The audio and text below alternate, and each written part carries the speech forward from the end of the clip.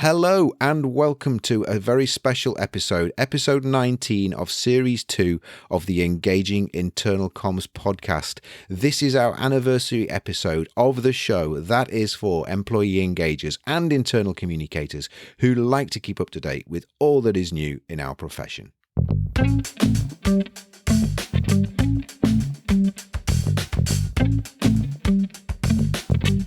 My name's Craig Smith from The Big Picture People. As I said right at the introduction to the show, this is our first anniversary episode of the Engaging Internal Comms podcast.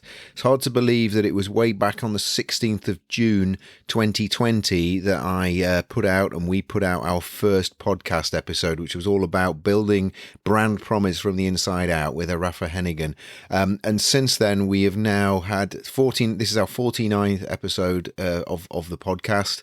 And what started out as a bit of a lockdown project in the pandemic of 2020, we've kept going, and we've continued to grow we certainly continue to grow our audience. I know more and more people are listening, but also, we've had some amazing guests on the show, and I'm eternally grateful for everybody who's been interviewed, everybody who's contributed and sent in ideas, suggestions, and also given us some feedback as well. So thanks to everybody. It's been really great over the last year. We are continuing. You'll be hopefully glad to hear that we're going to be continuing with the podcast for the foreseeable future and beyond, I think, because I've really enjoyed it, and I know, as I said, we're getting some really great feedback. So if this is the first time you've listened, and you're lucky, you've got 48 previous episodes you can go back to and listen to. And even if you're a regular listener, why not have a quick look through some of the episodes we've had in the past, because the intent with all the way along really has been to create shows that are kind of evergreen and that are kind of topics and issues that will always be relevant to anybody who works in internal comms and employee engagement. So again, thank you very much for listening, and again, if this is your first show, then hopefully you'll come back again and keep tuning in. So just a couple of things I want to make reference to. One is the next episode, a couple of episodes that we've got coming up in the near future. On the 6th of July, which is next episode 20 in series 2. I've got Jen Gregono from U Studio, who's going to be telling us all about podcasting as an internal comms channel. We had an episode around this a couple of weeks ago, or sort of a couple of episodes ago, about podcasting, and we decided to come back to that and have another look at how you can use audio and podcasting for internal comms. So that's on the 6th of July. And then on the 20th of July, I've got another conversation with Laura Contuano from Kraft Heinz. And what she's going to be telling us all about a fascinating story about how they have shared their company values with 16,000 employees across the globe. A really, really, really interesting story there that I think you'll find really interesting and fascinating. And then looking even further into the future, I've got an amazing conversation coming up in July with Kevin Hall from Global Integration, and he's going to be telling us all about ways that we can engage remote, virtual and hybrid workers in our new working world that we're going to be going into. And Kevin hasn't just sort of come up with this. He's been writing about this for the last 20 years. So he's a real kind of subject matter expert. So that's coming up on the 3rd of August. That episode will be going out.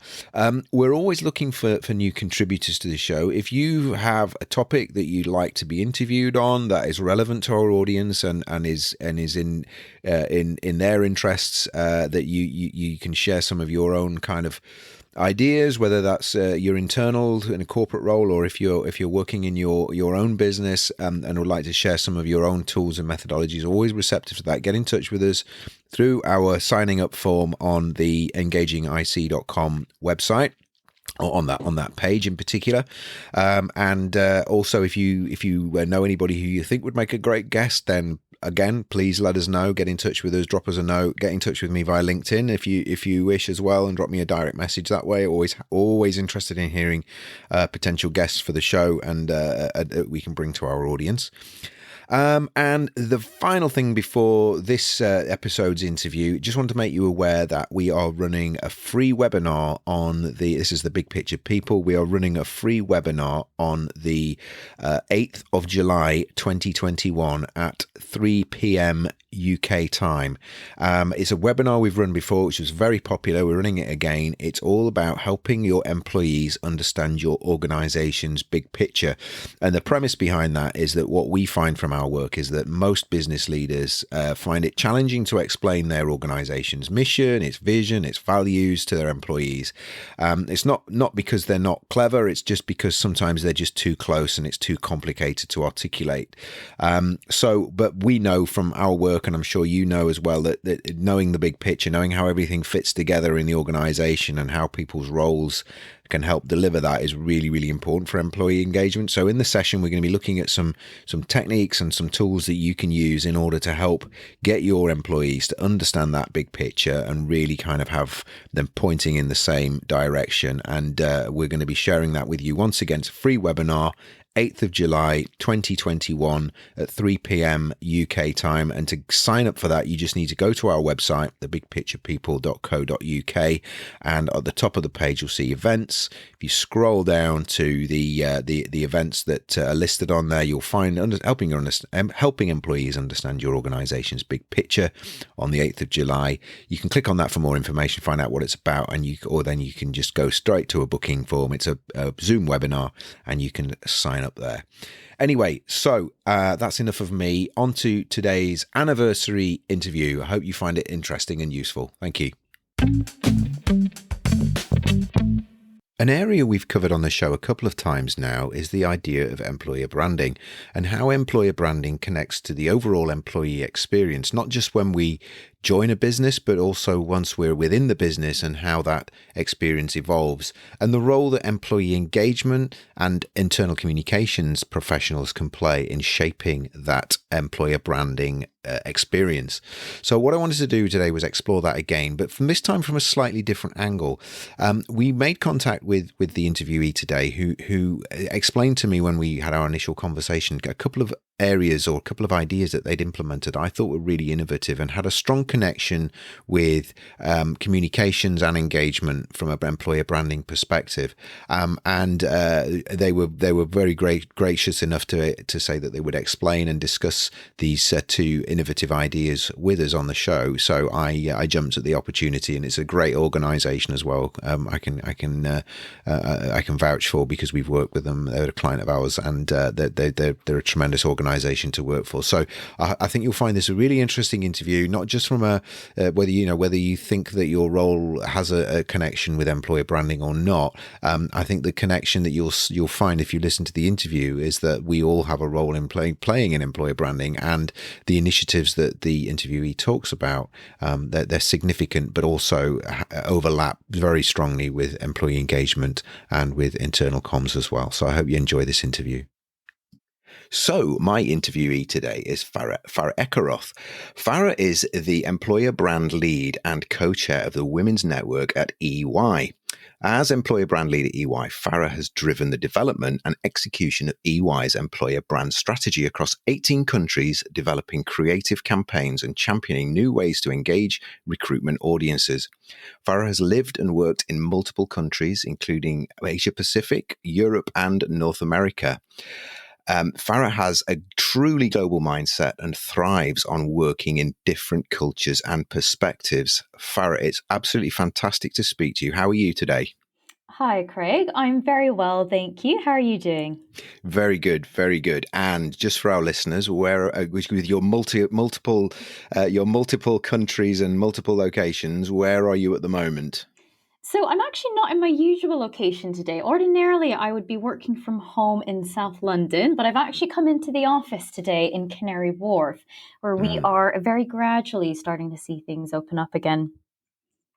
Yeah, absolutely. And of course, just if listeners are listening into this, and it's not at the time it goes out, we're recording Of this at course. the in the kind of early summer, late spring, early summer of 2021. So yeah, we're just well, yeah, we don't know at the moment, but we We think we're really coming don't. out of this sort of strange world that we've been living in for the last sort of 14 months.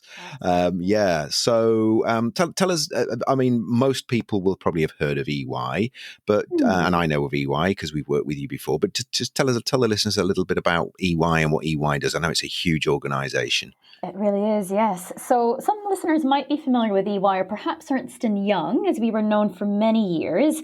We are one of the big four professional services organization. And as you say, Craig, we are quite a large company with about 300,000 people across 150 countries. And I think the biggest misconception that people often have about EY is that we're just an accounting firm. And although that is a very large part of what we do, and it's a very important arm of the business, there's so much more to us than just that. We have people specialized across tax, management consulting, strategy and transactions, and of course, a number of our colleagues working across our core business services as Mm, well. And the area of the business that I work in is our EMEA financial services region, where we specialize in serving our financial services clients across those 18 countries. mm, And my role is very much to lead on our employer branding efforts to be attracting and retaining that talent into the business. mm. Fantastic. Yeah. And it's that employer branding topic that I'd like to talk to you about today. I mean, we've covered, we covered employer branding before, and I think it's a topic that highly relevant when it comes to Hmm, employee engagement absolutely. and the whole kind of employee experience. So we're going to explore that from that perspective. So just before we dive into that, though, I'd like to just make that connection. So I think employer branding is sometimes, and you obviously clearly have a connection to recruitment, and it's Yeah. oftentimes seen as something we need to make ourselves like a great employer brand so we can attract the best talent. But I think it goes beyond that. Certainly from the way you work at EY, but also your philosophy is that it extends then into making sure that it's a great employee experience and there's we've got an engaged team. Could you just tell us a little bit more about how that connection works beyond the recruitment phase? Yeah, and I really love this question because I think it reflects one of the biggest shifts that I've seen in my 7 years working in employer brand at EY. When I first entered this area of marketing, employer branding really wasn't quite as mature as it is today. And we were very much focused on the attraction, recruitment side of things, asking ourselves questions like what channels can we use to reach our audiences? What Mm, content should we be sharing on social media? And although that's still relevant, it used to be my pet peeve that we were known as the social media team, because I always felt like that really didn't do justice to the real value that employer branding brings to an organization. mm, And when it comes to retaining our people, as you said, employer branding is about the entire employee experience, from the very first interaction that someone has with your brand to the very last one that they have. And that employee experience, there needs to be harmony between a lot of the brand messages that we're putting out there in the external world and the actual lived experience that people have once they enter your organization. We can't be over promising and then under delivering. That has a mm. direct impact on whether you retain that talent. Mm. Yeah, and I guess in terms of the service that you give to your clients as well, there needs to be a brand Mm, connection there, which is EY's brand promise from a client perspective is then delivered by you, or absolutely. clearly delivered by your people as well. Yeah, okay. So, and I know you're doing some really innovative work in this area, Mm. and that you're leading on a number of initiatives. So, so I guess looking at EY, why particularly is employer branding something that's so important to EY? I know it's important. You made a great case that it should Mm. be important to any business, but EY, what is the strategic importance to EY from having a great employer brand? How do you perceive that? Yeah, so I think we've always recognized that as an organization, we have an employer brand that's out there, whether we're consciously building and developing that or not. And I think the important thing with EY is we are a very large global organization. So we have some really large hiring numbers. And we've also recognized that as a business, we are starting to diversify a lot of the services that we are offering our clients. So we're starting to move into areas such as digital, technology, and innovation, which is really exciting for us as a business, but it also means that the talent and the skill sets that we need to be recruiting from are very different to the traditional talent pool that we've kind of worked with in the past. And we need a lot of technical talent. We need people who come from STEM backgrounds in science, technology, engineering, and mathematics. But we recognize that actually those audiences don't see EY as a prospective employer. They just see us as an accounting firm. So there's a lot of work that we need to do to bring in this talent to deliver on these services for our clients. And I think what's worked quite well at EY is that our leadership team very much recognize this, and they've made it a priority. And I think they also recognize, unlike many other industries or sectors, for EY, we don't sell a tangible product. We really do sell our people, their services, their insights, and their expertise. So if we're not getting the right talent through the door, we're not really going to excel as a business. So it's hugely important to us. Okay, excellent. Yeah, I think that's a really clear justification for why employer brand is so important to EY. So when we spoke, you mentioned a couple of projects that you've delivered that I thought would be really interesting to our listeners, because I think they are, they really struck me as being, I'd not come across them before. So I mean, other people may have done, but I hadn't. So it made them interesting to me. So I think they're interesting to our audience. So the first one that you mentioned was about EY badges, and the second one was the Tech MBA. So maybe we could just cover each of those in turn, and then maybe you could talk a little bit, as you're talking about them, maybe just talk about how you've measured that impact of these initiatives on your employer brand, how it stands. So maybe I'll let you start with it, whichever you want, the EY badges or the Tech MBA.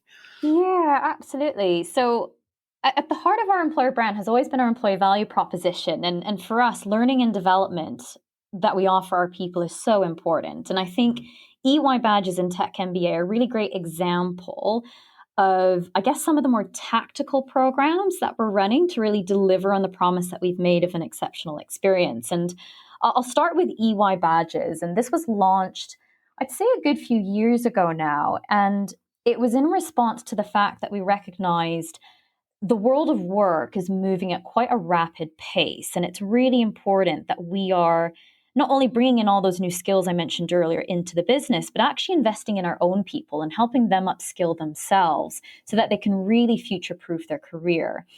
And EY badges are essentially digital credentials that cover a number of different topics and themes. So we have badges in technology, looking at things like artificial intelligence and blockchain. We have badges in topics such as purpose, diversity, inspiration, and innovation. So there's content in there for everyone, regardless of what area of the business someone is from. And we also put a lot of work into updating a lot of those modules and content every 4 months to make sure that it's going to be relevant to what our people and our clients need now. And it's been a really successful program. I think it's been really well received across the business. It was last month, actually, that we reached the milestone of awarding over 100,000 badges worldwide. So you can see there, it's been quite popular amongst our people.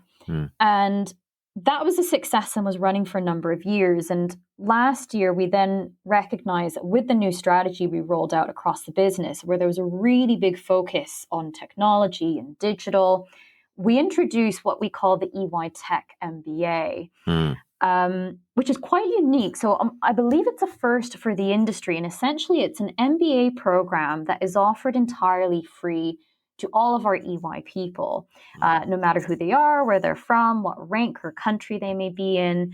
And for us, it was really around ensuring that everyone had access to executive education. And the learning and experiences that we offer through the MBA program are really no different from what you would ordinarily get through a normal MBA program. And essentially, our people need to complete a series of badges. They need to complete essays that really explain how they've applied that learning in practice. And they also complete projects that really help to address a business or social impact challenge. Mm, And that is awarded through collaboration with the Holt International Business School. mm, So it's mm. recognized externally, it's flexible, it's free, and it's very future focused, which I think our people have really appreciated.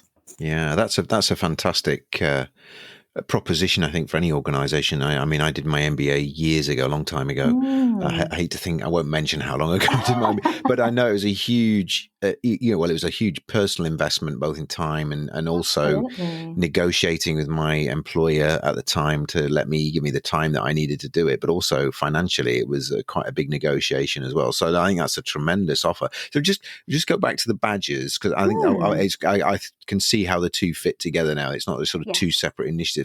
The badges, when you talk about badges, you're talking about it's like a kind of recognition and award. I guess in the old days it would have been a kind of certificate. That you were talking about a badge here as a recognition that you have achieved a certain level of competence or experience in a particular area, that we can kind of measure or calibrate you against. Is that what you're talking about when you're talking about the badges? Yeah, absolutely. So we've got different levels of badges. So if you complete X amount of hours and learning modules and practical experiences, you can earn your bronze badge in artificial intelligence, for example. Okay. But then you have the different levels that you can proceed through. And I believe it's 3 levels in total that we have. Mm, So it's really dependent on the learner, how much time they can actually invest, because that was a really interesting point that you raised there.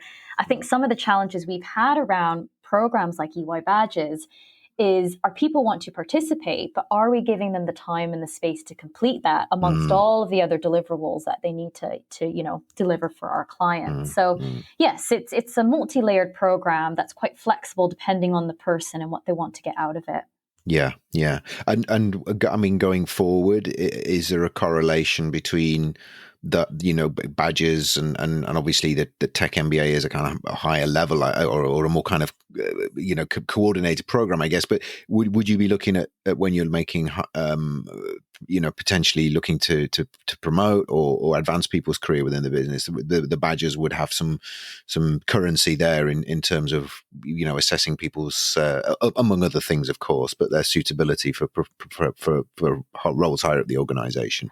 Absolutely. And one of the Mm, things we encourage anyone who's signing up to the Badger Tech MBA to do is to sit down and have a conversation with your counselor, who mm, is essentially the person at EY that represents you during those kind of year-end reviews and discussions, and to really understand, if you're thinking about promotion and progressing throughout the firm, what is that role that you want to step into, and what are the mm, skill sets that are going to be required of someone at that level in the business.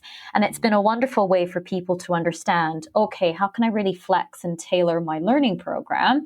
But we absolutely encourage them to have those conversations with counselors and for that to be discussed and any review processes that may be taking place. Yeah, yeah. I think actually you've just raised another really interesting thing that I know about EY, Mm, but maybe just for the listener, you mentioned the counselor model that you have there, which I know yes. is very successful in EY. If you're happy to just share a little bit about how that works as well, because I think that is relevant, seeing as you've made reference to it into the Yeah, of whole course. employer branding experience. Absolutely. So EY was the first organization actually that I entered where I had someone called a counselor, and essentially your counselor is slightly different to your line manager. Your line manager is the person who you'll be interacting with on a daily basis. They'll oversee a lot of the projects that you're delivering for the business. But the role of your counselor is someone who really looks a bit more holistically at your career and has conversations with you around, if we are looking at kind of 12, 18 months ahead of time, where do you want to get to in your career at EY? And what's the support that I can offer you to ensure that you get there? And they are very much the person who advocates for you and will represent you in any of those discussions around your performance and how you're progressing throughout the organization. Mm, And for us, the counselor is a really important role in that person's career at EY. And we recognize that a lot of the lived experiences that our people have at EY is dependent on the counselor that you have. And although you are given one when you enter the organization, if you feel that that relationship is just not working, or maybe some of your career aspirations have changed and you're looking for someone from a different area of the business, people are very open to changing their counselor as yeah. time progresses. I think I've had 2 or 3 counselors over the last 7 years at EY. And we provide a lot of training for our counselors to ensure that they're really aware of the skills and the attributes that they need to be exhibiting when they have those relationships with their Yeah. counselees.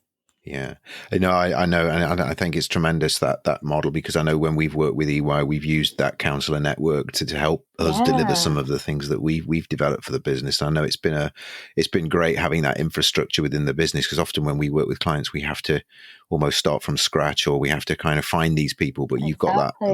that sort of network of, I know they're counselors, but they're also change agents. They're communication Exactly. conduits. It's really, really sophisticated. Very, very good. So just going back to the badges and the Tech MBA then. So how Yeah. have you measured?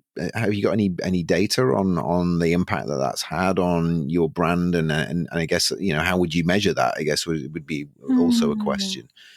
Yeah, it's a great question. And it's a tricky one because I really Mm, feel that employer branding is very much a long-term game. yeah. Many of your strategies can take years to fully embed in the organization, and sometimes it can be difficult to see the direct link between those employer branding activities and the impact it's having on retention and hiring.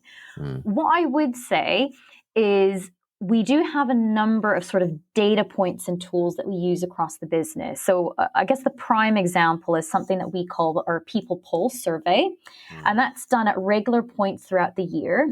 It was previously done on an annual basis, but particularly in the last 12 months, we felt that actually we needed to have more temperature checks to understand how our people were feeling and how they were experiencing our organizational culture. And it's in that survey where we ask people questions such as, do we provide an environment where you feel free to be yourself? Are we mm, meeting your learning and development expectations? Do we give you the flexibility to balance, your work and personal commitments? And it was actually through a lot of the data and insight that we had in this survey that we recognized our people were looking for more learning and development opportunities and more tailored offerings. And that was why we then introduced these programs in response to that. So I think they're a great way for us to assess, are there areas of the employee experience that we're getting right? Whether that's diversity and inclusion, learning and development, recruitment, performance and reward. But it also makes it really clear where there might be gaps in some of our current offering. yeah. Right now at this moment in time, and I think lots of companies will be feeling this, we're seeing in our People Pulse that actually we're doing well on diversity and inclusion, but more that needs to be done around mental health and well-being, particularly Mm, as we're going through this really difficult time. So yeah. that's been one way to kind of measure that employee experience. I think we also look at the number of people who are uptaking a lot of the learning and development programs, and we can also see when it comes to badges, for example, there may be some areas of the business that have really gotten behind it, and we see lots of participation, but less so in other areas of the Mm, business. And that's where we think, okay, is there something we're not quite getting right with the messaging? Do we need to speak to the counselors in this area of the business?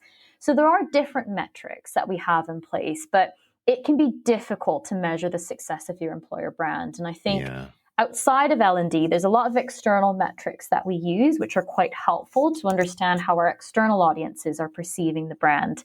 But it always varies depending on the project and the specific campaign. Yeah, yeah, of course, and yeah, I mean, it was a bit of a mischievous question, I guess, to a certain extent, because I know, with these things there is always an element of not blindly of faith, but there is it's just the right thing to do. It just feels right, That's very true. yeah, and we, I mean, we have a similar challenge sometimes when we, have to measure or get challenged to measure the output of what we've done, and it's almost like, well, how could it possibly make it anything not make things better? It's just totally counterintuitive. But no. I mean, from an external perspective, I can Hmm. see how that must create a high level of, people must become quite people who obviously buy into it and fully and commit to it, to those two initiatives. Would, for me, that would make me kind of really invest in the company and Hmm. in a positive way, really kind of create an attachment for me that I wouldn't be looking to move elsewhere, because I've got this kind of this currency within the business that I've created, and albeit I'm sure that the MBA is a transferable, and also the Mm, badges. I'm sure yeah, another employer would be interested in those, but within the organisation, particularly the badges are probably the currency of those is high, and that there's that ability to be able to progress your career based around the time and effort you've put into developing that. So it just sounds like a really absolutely. good idea. Um, just from a listener perspective, we Yeah, we have an audience that a lot of our audience in the internal comm space. I'm just interested to just get your thoughts on the role that internal communications plays in helping you to build that employer brand within the organization. And we're talking about obviously internal comms here, so it's not necessarily about yeah. the marketing of the business to potentially to people to join it, but we're talking about people who've already joined the business, already committed. What Mm. is it that IC does and can do you feel, to help organizations, and particularly people like you in the role that you're in, to help develop that and grow that employer brand?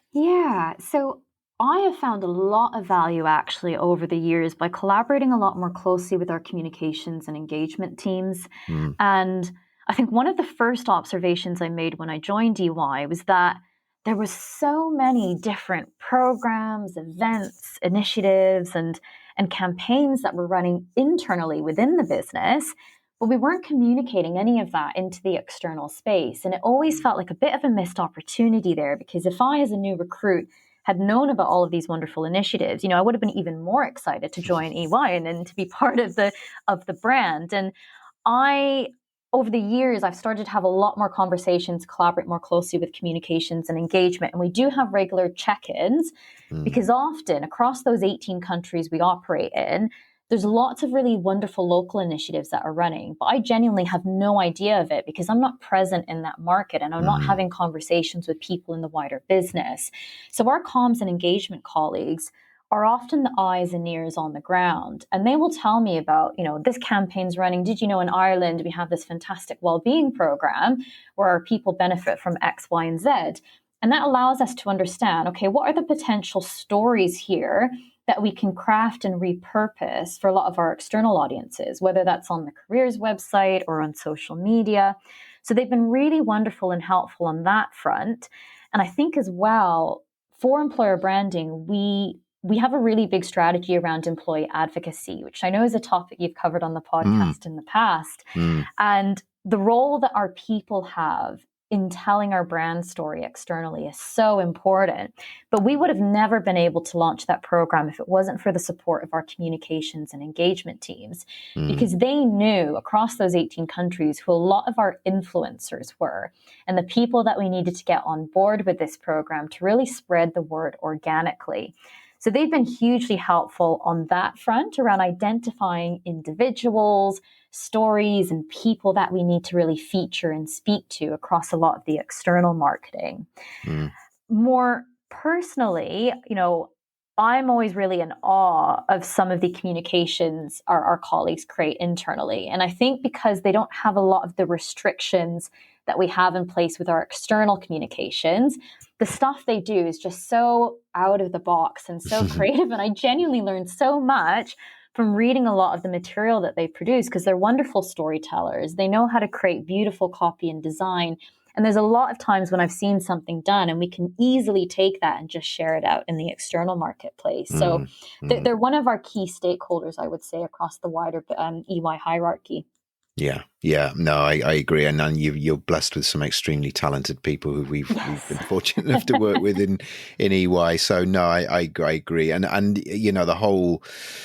I mean, it always amazes me when I come into EY. It's a more London place, isn't it? You've Yes. got the just the whole reception area is just like mind blowing. That huge screen, but I mean, but behind that, I know there's a lot of substance as well. It is an amazing but not in an intimidating way. It's just, it feels a really inviting place, but also you can kind of see the Yeah. sophistication and the technology is brilliant. So yeah, no, so I think that's a really great connection that you've made there. So That's been really, really interesting. I mean, I love the whole idea that we started off with this whole idea that the employer brand is not just about how we market ourselves to potential candidates, about what we deliver internally, that connection then with the customer experience. And I really like the two initiatives that you talked about there, the Badgers and the Tech MBA. And it reminds me of, kind of really putting some meat on the bones. I worked in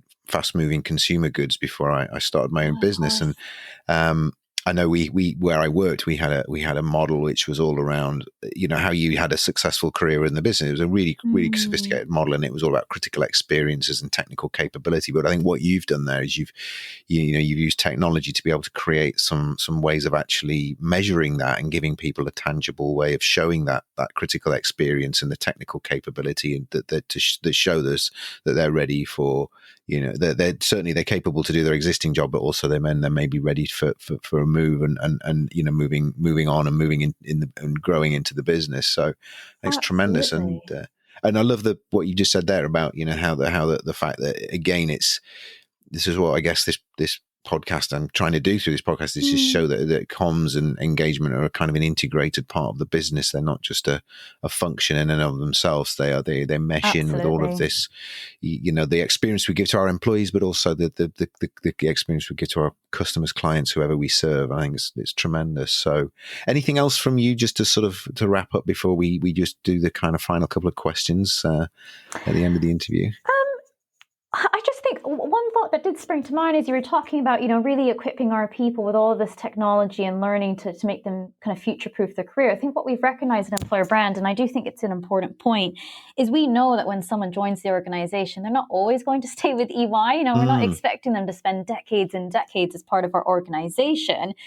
But we recognize that they may go out into industry. They may even join some of our own clients. But we also have a really large community of boomerangs. So people who have joined EY have left and gone elsewhere. They've picked up new skills and new learning, but some of them do come back. So it really is important to think about, your alumni, and that also has a role to play within your retention. It's important that you're providing that experience, because some of this talent ultimately goes on to become our clients. So, word of mouth spreads really quickly. Yeah.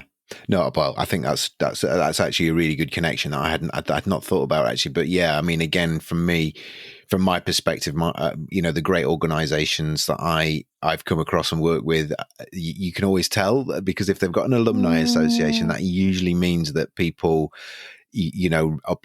look back on their time with them with some fondness and with and with regard, and there's no bridges have been burnt, and there's always the opportunity to go back. So I completely agree with you. I think it's a tremendous way of looking at it, because even when people leave, they can still be a great advocate for your business. And Absolutely. I still advocate companies I worked for many years ago, because I really enjoyed working there, and I only left because it was just the right time for me to move on. Exactly. But it doesn't mean I hold them in any less regard. So yeah, no, I think that's a really, really enlightened thought as well.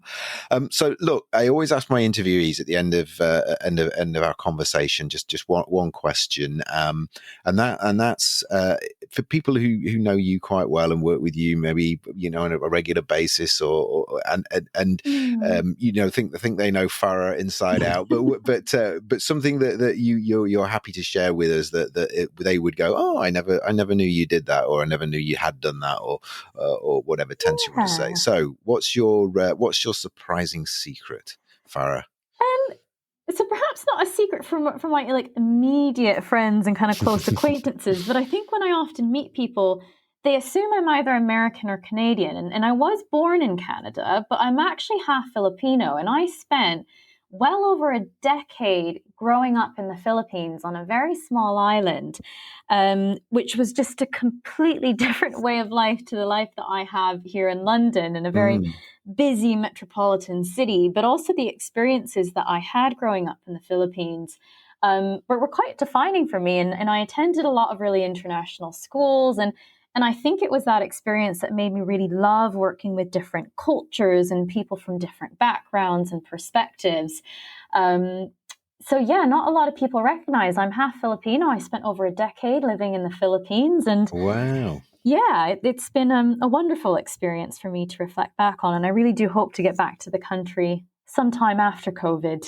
Yeah, that's brilliant. I was going to ask you. I was going to wait till after you finished recording, but now the opportunities come about. I was intrigued by your accent because I've worked multinationally as well, and I'm usually quite good at picking up accent. I was picking up a little bit of Scottish there, but I don't know whether that's just the It's combination really of the interesting, Philippines. Craig, because I get that a lot of the times. Do you know what? I only Okay. spent a year living in Glasgow, other than that, and it was about Oh, 10 years right. ago. And I just think being in the UK has muddled my accent a little bit. No, yeah. And you said Z rather than Z, so I knew that I knew that maybe Canadian American. I've got family in Canada, so but no. And then no. But you've answered that question for me anyway, so that's brilliant. So brilliant. That's tremendous.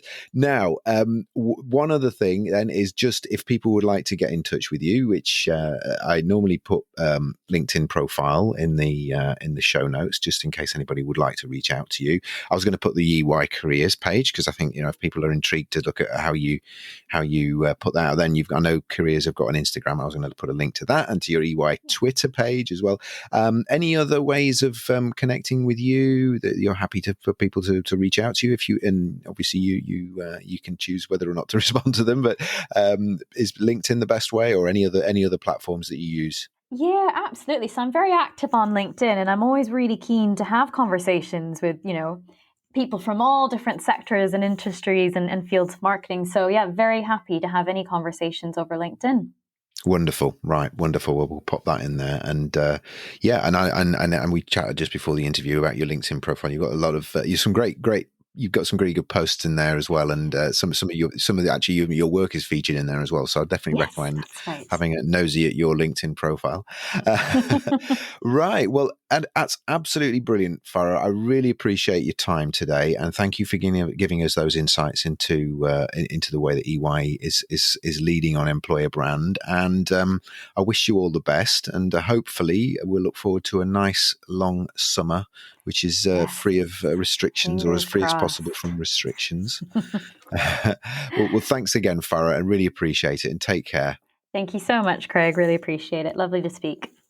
Bye-bye.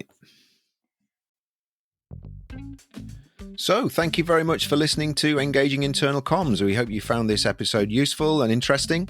We'd love to get your thoughts about the show and any questions you have or ideas for topics that you'd like to maybe cover in future episodes. You can email us at info@thebigpicturepeople.co.uk, or you can get in touch with us via the contact form at engagingic.com. You can also sign up for our mailing list there, and we'll send you relevant news about the show, future episodes, and we'll also let you know about anything interesting we found out about internal communications and employee engagement. If you like the show and you haven't already done so, please subscribe to it via your podcast service. And you can also subscribe via the links on our podcast page, which again is engagingic.com. If you like the show, we'd be really grateful if you could leave us a review. And if you know anyone else who might be interested in the show or might benefit from it, please let them know. Please share it with them and share them with them the links to the show and engagingic.com. Thank you very much.